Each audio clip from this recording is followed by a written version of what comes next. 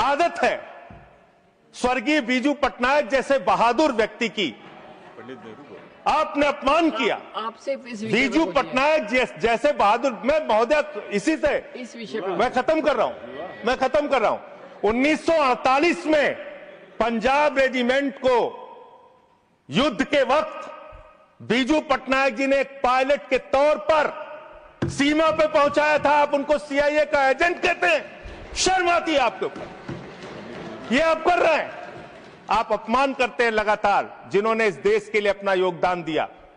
महोदया, मैं आपके माध्यम से बस खत्म कर रहा हूं, 1 मिनट में खत्म कर रहा हूं। महोदया, मैं आपके माध्यम से कहना चाहता हूं, देश पर ध्यान दीजिए, देश के लोगों की चिंता कीजिए।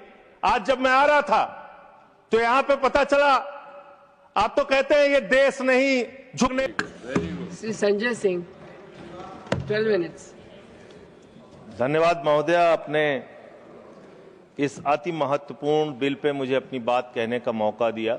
हालांकि आपको अन्याय करने की और अपमान करने की आदत है स्वर्गीय बीजू पटनायक जैसे बहादुर व्यक्ति की आपने अपमान किया। आपसे बीजू पटनायक जैसे बहादुर, मैं महोदय इसी से इस विषय पर मैं खत्म कर रहा हूं 1948 में पंजाब रेजिमेंट को युद्ध के वक्त बीजू पटनायक जी ने एक पायलट के तौर पर सीमा पे पहुंचाया था। आप उनको सीआईए का एजेंट कहते हैं, शर्म आती है आपके ऊपर। ये आप कर रहे हैं, आप अपमान करते हैं लगातार जिन्होंने इस देश के लिए अपना योगदान दिया।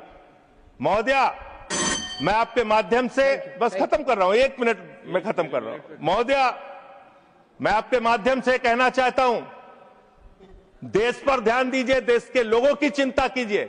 आज जब मैं आ रहा था तो यहां पे पता चला, आप तो कहते हैं ये देश नहीं झुकने दूंगा, ये देश नहीं झुकने दूंगा। आपके लोग पंजाब के, हरियाणा के, राजस्थान के, रूस के अंदर फंसे हुए हैं सैकड़ों दिनों से, और आज तक आप उनको ला नहीं पा रहे हैं। देश की सुरक्षा के बारे में आपको ध्यान नहीं, विदेश नीति के बारे में आपको ध्यान नहीं, आपकी विदेश